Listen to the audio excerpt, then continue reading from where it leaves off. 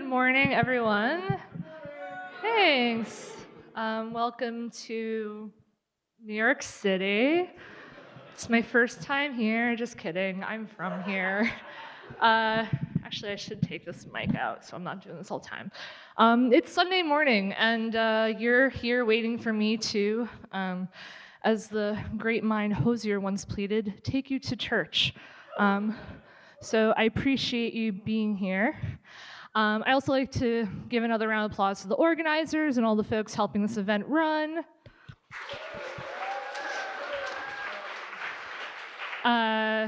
Also to the rest of the speakers, those from yesterday and tomorrow, and also to fellow prison abolitionist Nabil Hussain, yesterday's incredible keynote speaker.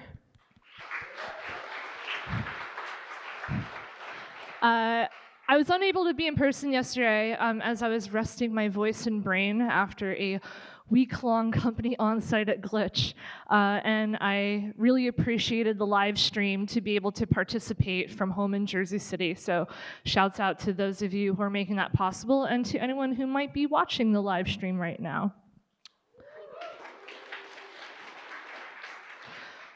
So when I received the invitation to be here saying we're looking for speakers who will share the joy, delight, and surprise of what they do, I was like, they probably meant to send this to another popular white woman who codes, because joy and delight have never been my brand.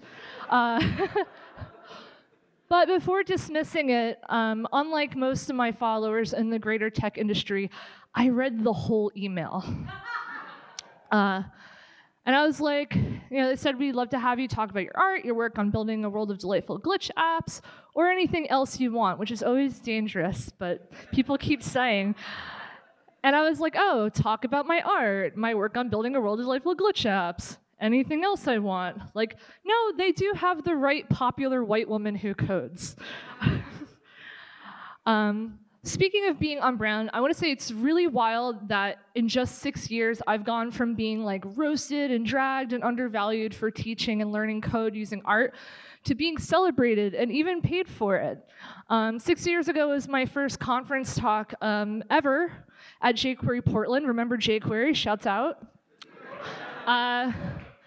The talk was called Learn Code, Make Art, and it was about how I, back then transitioning from being a computer science professor and admin in academia to being a web developer in the sports media industry, I used art to teach people from ages 9 to over 90 how to code, and used it to teach myself the hot new wave language at the time, JavaScript. And the talk was well received by those who attended. It took me like a half hour on the Wayback Machine to find this because the jQuery site now redirects to the JS Foundation. And I can do a whole other talk about breaking URLs and how that's damaging just to like my time and the web in general. But anyway, this is a really great like lineup here of the past. And I'm friends with a lot of these people, so I just wanted to share that because it's pretty wild to see what was going on 6 years ago, besides jQuery. But yeah, my talk was well received by the few of those who actually attended. As you could tell, it was a 2-track conference, and most folks were interested in the other track's jQuery plugins talk. It was a much less complicated time back then. I was very hungover too, which pro tip, don't be hungover before a talk. And don't wait in line behind a woman bragging to her friend that her uncle invented USB, because although that's like so sick, she will then read your talk title out loud and say, that sounds stupid, let's go to the plugins talk. And you don't need that negativity in your life. I mean, in this political climate. But art and code isn't stupid. And it was never stupid, but it's definitely celebrated more now. Beloved even, unlike jQuery plugins, being hungover, I'm straight edge renewed. And I don't know what's going on with USB. It seems like a mess. So that's why I'm here, to talk hella shit about USB cables. But mostly it's to share the joy, delight, and surprise of what I do. And then I think, can that be done in this political climate? There are YouTube influencers fighting right now. But in all seriousness, joy, delight, and surprise has been really hard for me really hard to come by for me, and I'm sure it's been hard, if not harder, for some of y'all who can relate. Joy, delight in this time, yeah. And it's not because I've reached my cynical mid-30s while my back has raced to my 80s, or that I'm an absolute scene queen who spent my formative teen, college, and even now adult years on emo music, which has made a resurgence recently, which hasn't helped for my outward happiness and lack of cynicism. Sickening, right? I think it's because that, much like our problematic pop princess Ariana Grande said when she won the Billboard Woman Award, I'm having one of the best years of my career and the worst of my life. Who else can relate? Cool, and that is why I think I am here. So I'm Jenn Schiffer, and I'm here to tell you that even though computing can be joyful, delightful, and surprising, the rest of your life can be the polar opposite. So that's my keynote. Thank you very much. I'm just kidding. Also, code did help improve my life, and it can be very good, actually, when in caring and thoughtful hands like yours and mine. And don't worry, I made the slide much nicer, because I have been practicing Google Slides. So I'm an artist, engineer. I host a monthly social gathering of web developers and our friends called Jersey Script at the Barcade in Jersey City. I'm a junior board member at the Women's Prison Association, and I love to talk about all those things, so please ask me about them whenever. But I'm also the director of community engineering at Glitch, and if you're wondering what that means, it's that I lead the teams that build glitch.com, do support and maintain the health of the friendliest community of coders. This is the community whose code I'm talking about when I said code helped improve my life, and I'll get more into that code in a bit. But I just want to say that I'm going to get a bit personal because I tend to do that. I've never been to Bang Bang Con before, but I've heard great things, and I'm a huge fan of the organizers, past and present, and a fan of all of you here, new and familiar. So thank you again for having me. If you're upset by content that has to do with either physical health issues and how they lead to feeling lonely, and or the idea of JavaScript bringing joy, feel free to step out for the next 15 to 20 minutes or put your headphones on and listen to some tunes. Oh, she's so cute. That's me. This is a great, flawless, and seamless segue into the fact that a little over 3 years ago, my period stopped. And for those of you with periods, it's a seemingly never-ending hell cycle until it stops. And then you enter the actual real boss level in hell, figuring out why it stopped. And often it's pregnancy or menopause, but my age and the 7+ kinds of pregnancy tests I took told me it wasn't either. Pregnancy tests used to be like science experiments, so shouts out to the women of the 70s that were doing that. I couldn't relate. But yeah, it wasn't those, and so for about a year, I journeyed through a maze of doctors, misdiagnoses, being told I'm stressed, and like, I need more water and sleep, and a bunch of other bullshit that most Americans can identify with, especially women, and super especially women of color and trans people. And so, finally, after a year, a doctor listened to me when I said, hey, I think my hormones may have something to do with it, and not just the emo music. And I had them tested, and it showed high levels of prolactin. So we did an MRI of my brain and found that I had 2 pretty large tumors on my pituitary gland. They're called prolactinomas. So this little black spot here is one of them. And it produced prolactin, which stopped my estrogen, which stopped my period. They were both benign and smooth, so I named them Carlos Santana and Rob Thomas of Matchbox 20. Humor is a defense mechanism. So I was diagnosed and started treatment to shrink the tumors as to avoid surgery, and this all happened the day that Trump was elected. I spent that night in a bar watching both a live Bikini Kill cover band whose lead was dressed in a large felt vagina costume and the bar's television, and I felt agony of both knowing where the election was headed and having just found out that the past year of illness and bullshit was literally in my head and not figuratively like all those asshole doctors assumed. Okay, I'm gonna take a pause and a sip.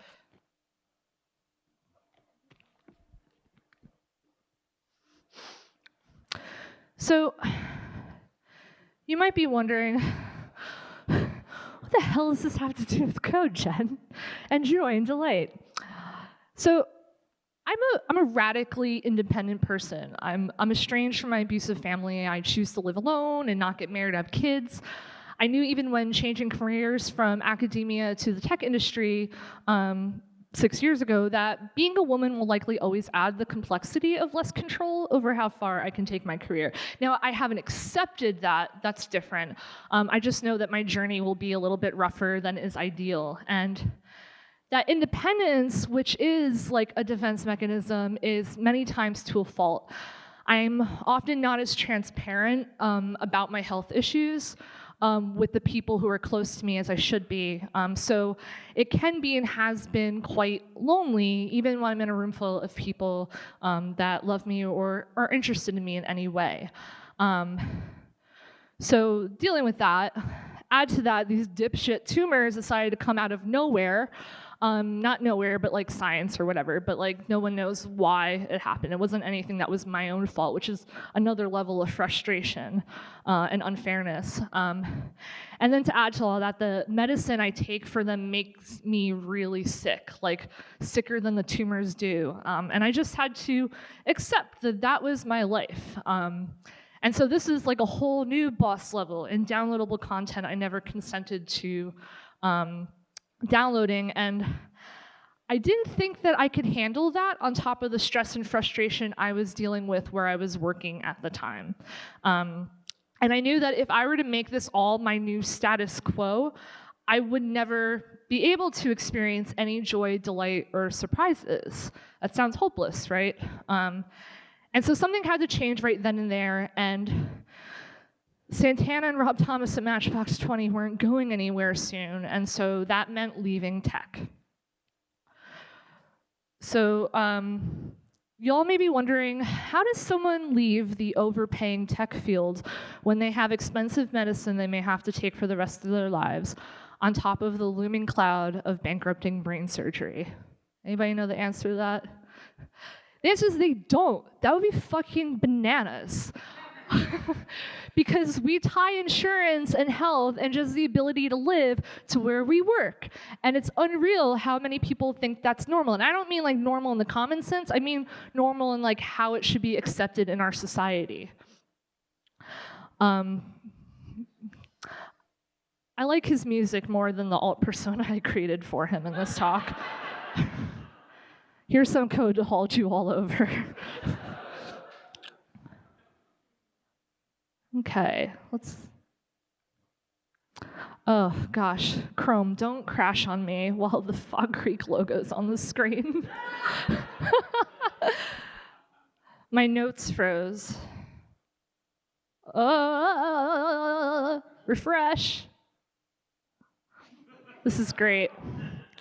So that's the story of how I left the tech industry and went on to create erotic pixel art and make a ton of money off of it and retire. You know what? Whoop.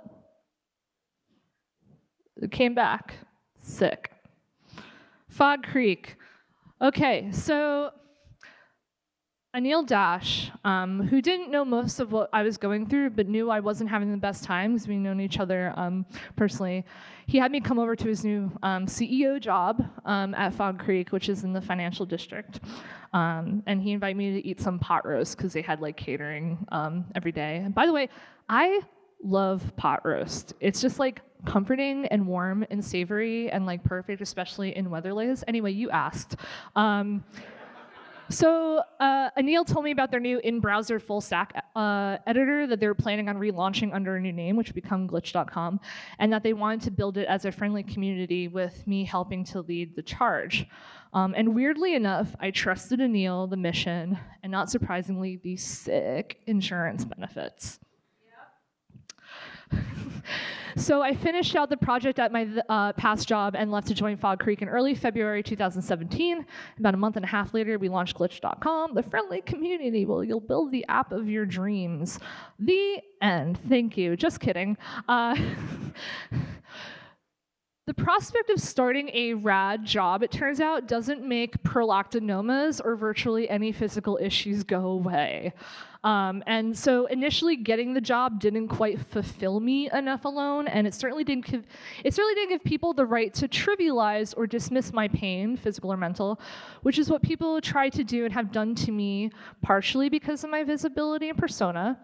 And this is probably where I built that habit of keeping my pain to myself. It was out of fear of people reminding me, well, many people have it worse. Like, yeah, Sharon, there are people dying, but knowing that didn't make me black out less after standing up because my blood pressure was dangerously low.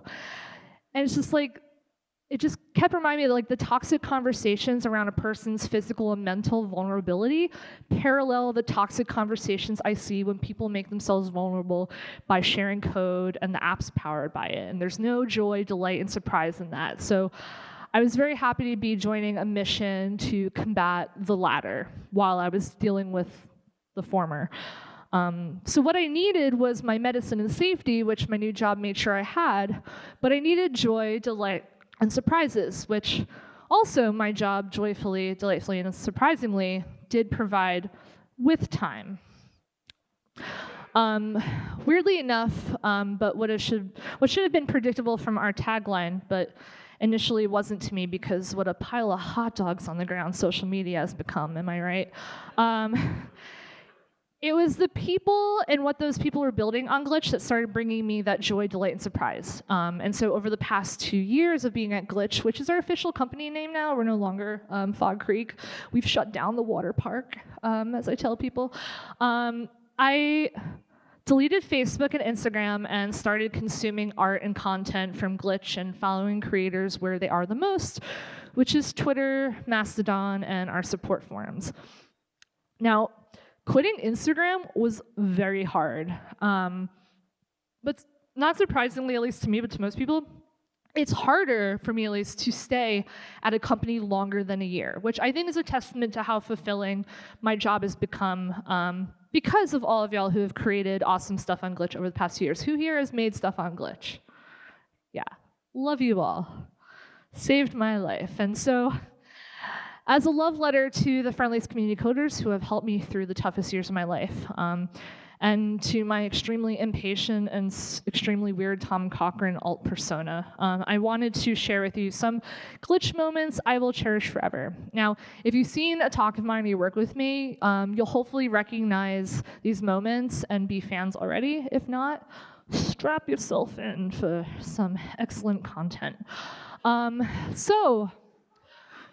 Shortly after we launched Glitch, my first moment of like, wow, I get it. We're building something that brings joy and delight and surprise, was when Dan Reeves made Facemoji. And like New York's hottest nightclub, it had everything. It had emoji, first off, cutting-edge browser technology, the ease of sharing and getting involved. That's me trying it out. The ability to remix it, which means like you fork it and deploys it, so you have your own working copy within seconds. And so I was able to make it about me by adding my face pieces to it. I love making things about me. That's why I'm on stage. It also had a dialogue in the form of like art and code versus words. Like we just had this exchange all day between me, Dan, and other people getting involved that was just sharing these like absurd images. He looks just like me. And also included the permission to get weird. It's my pal Ben Lindsay making it about him, and that's appreciated. I think a lot about like people like making things about them and feeling included versus like making it about them and feeling slighted that they weren't initially included. And I think that's a magical thing about Glitch. About a year later, Noel made an app to add trans pride frames around your Twitter avatar without having to give some like sus website your Twitter credentials. And what's beautiful about this app, besides its purpose, of course, was that although it represented one particular group, no one felt left out. There was no like, what about me? Is like, what about about this group of people. Because of the ability to remix apps and because of the nature of our friendly community, people were able to make frames of their own, and they did. We have frames for the the bi community, the trans community, gender fluid, and there's just many of them, and it's really great. Never once did someone accuse Noel or someone else of like not including them. They had the power to include themselves, and everyone was happy to be a part of that. And a fun thing that really happened this week at our company onsite was that we were surprised with the session of talks by Noel, one of the remixes creators, AC Gillette, and local bot queen, Angelina Bethany, who we brought in to chat about their apps and the stories behind and in front of them. Angelina made a Twitter bot that tweeted out Massachusetts legislation. It's another favorite moment of mine. And then over like 20 people, several of whom had never coded before, remixed it and made bots for their own states, which was like really rad. And I definitely cried when they came out, and it's just like nice to see the creators in person. And it was a very special moment for me and everyone else at Glitch. So yeah, let me take another sip of water. Water tastes better when you're not in front of Congress, right? So 2019 was full of great moments in Glitch and Out. I became the director of community engineering and grew my team to 10 really awesome people. And after 2 years of treatment, the tumor shrank to a point that they were undetectable. So I was able to go off of my medicine and do things like ride the ferry with my coworkers this week without vomiting everywhere, and spend all the on-site time involved versus being too weak to participate as much, which was really special. And I really loved. And so shrinking and growth are both very good. Recommend either of them, depending on what category they fall in. So shouts out to my healthcare benefits, my neuroendocrinologists, and all the rad folks that are on my team, some of whom have made great things besides glitch.com itself, which, by the way, is a Glitch app. So I'm going to go over some of those apps. So my website, genmoney.biz, is also a Glitch app, and if you scroll to the bottom, there's a web ring section, which web rings tend to bring people joy. But recently, there was a new web ring on the scene, which, believe it or not, is way cuter than mine. And that's my community health engineers, Cassie Lotman's Ring of Pets. That was recently started. Soul Patch is her cat, and Louie is our front-end developer, Sarah's dog, who's a very good boy and got an A+ at Doggy Day Camp the other day. So shouts out to Louie. One of our full stack devs, Justin, also an incredible speaker, and they understand my Tick the Animated Series references. And if you don't, and Justin's here, so shouts out. If you don't know Tick the Animated Series, real quick, in the series there's a villain called Chairface Chippendale whose head is literally like a whole wooden chair. And in one episode, like in the early story, he tried to etch Chairface onto the moon, very ambitious, but only got to 2.5 letters in.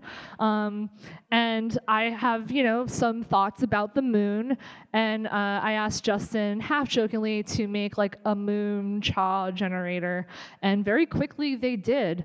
And here I tried to etch Bang Bang Con. I don't just love this moment because like Justin tapped into my charged feelings about the moon, but also because it's such a weird, fun app, and like by taking the DevOps part away from the app building experience, the Glitch platform allowed Justin to focus on like the impactful part of the app.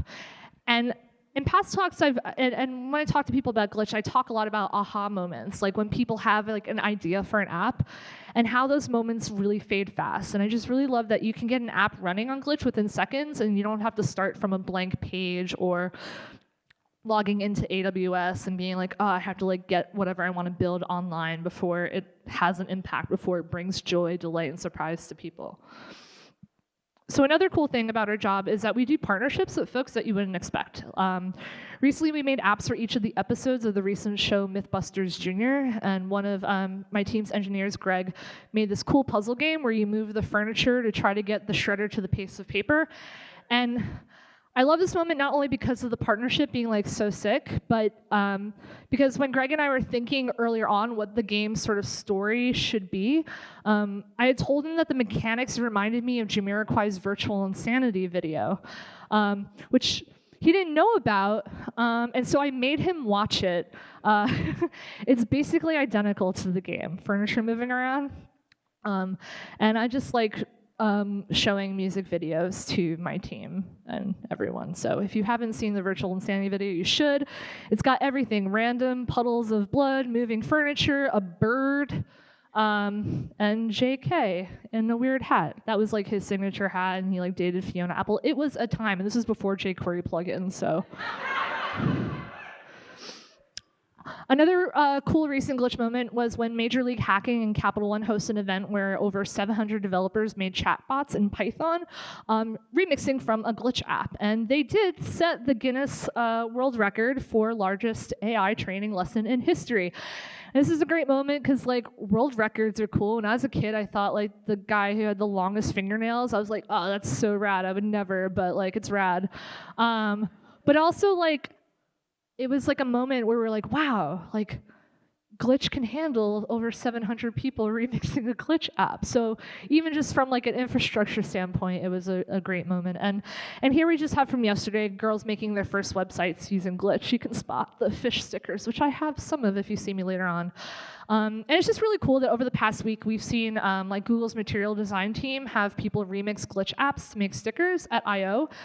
And then you have girls who have never coded before using the same tools. And I really like the idea of growing old with great tools. You know, we talk a lot about like GeoCities and Neopets as our inspiration, and they're not really communities that either exist, but Neopets exist, but like most of us probably don't regularly use Neopets. We sort of like grown out of that community or became something else. And I hope that glitch is something that everyone can grow with, and in 10 years, it's not like, oh, remember glitch. It's like, oh, I was on glitch today.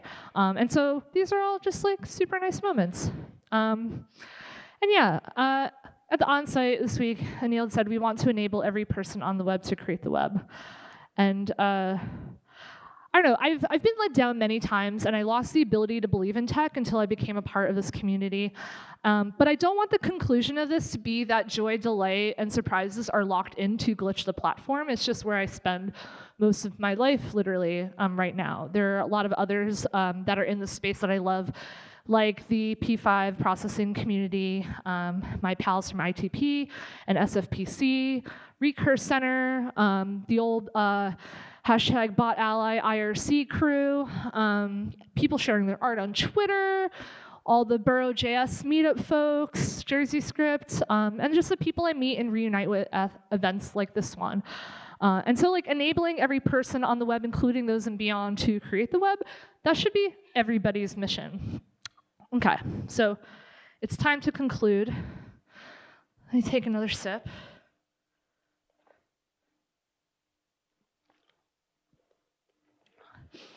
Before I conclude, a disclaimer. I talked about my health a lot this morning, and that's easier for me to do on stage, uninterrupted and in a position of power. I'm literally like higher up physically than you. And it's easier for me to do that than a small talk between people I don't know well. And a lot of you, I don't know well. So I do encourage you all to please come up and say hi, ask me how I'm feeling. I might just say I'm great, or I'm feeling a little bit behind today. But please do not ask for specifics or expect as much. I want to consent to how much info I give and deserve that. And so this is me setting that boundary, because I've learned that over the past few years that as my visibility within the industry rises, the boundaries that many people set for themselves are more blurred for those they see on stage, be it in real life or online. And that's totally fair, but it's something that everyone needs to actively think about more. Like earlier on, I have my orange lanyard that says, ask me for a photo, and someone asked me for a photo, and I think this is the first event where people actually asked when I put that lanyard on. Usually people ignore that for those who are more visible, because they're just like, oh, you're visible, so I can just take a photo, and that's not right. And so, and I get it, like I'm complicit in our like cult of personality, but at the end of the day, we all are, including myself, here to make connections and learn and grow together, and we can do that if we're all mindful of each other's space and privacy, regardless of how known we are. So I think that applies to everyone, not just those who are on stage. Awesome, okay. Now, I'm going to close this Sunday morning talk with my church's Holy Trinity, which is a tweet of mine, some photos I took inside my gym, and a somewhat self-serving but globally impactful call to action. Okay, so a resolution this year was I suggested to everyone to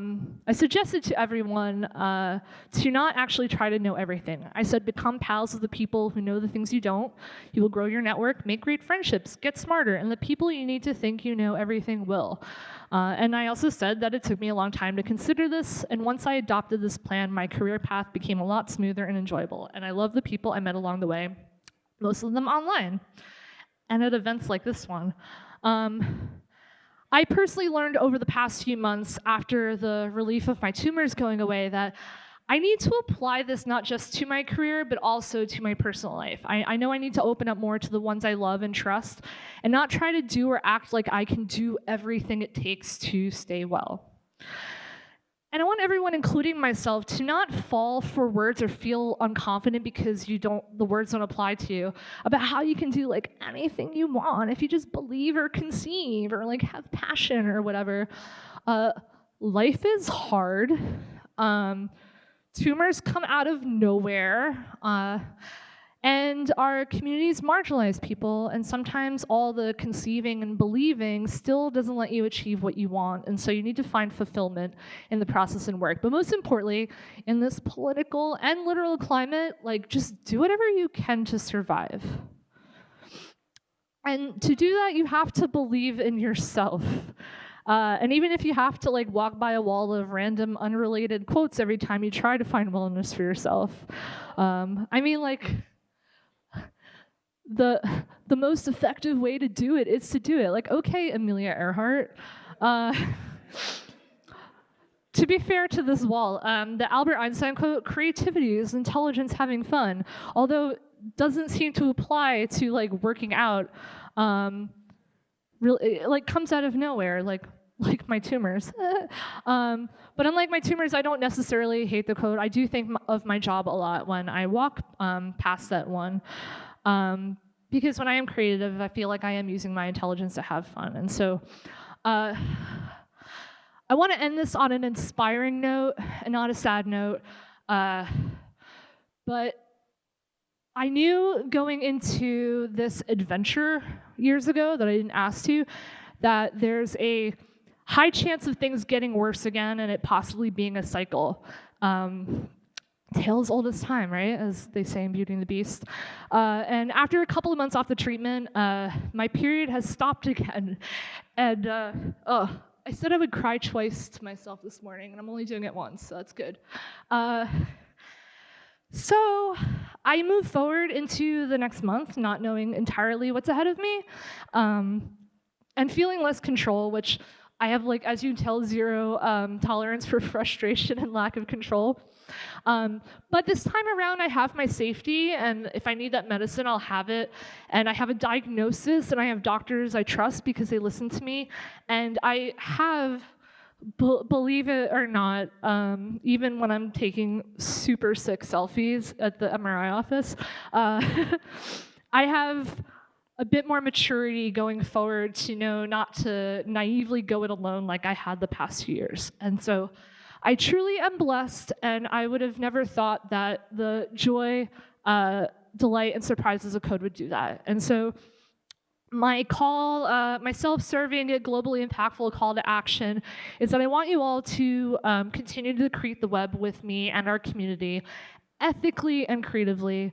It's made me feel less lonely, and I know it's made others as well. And with that, I thank you, and see you on glitch.com.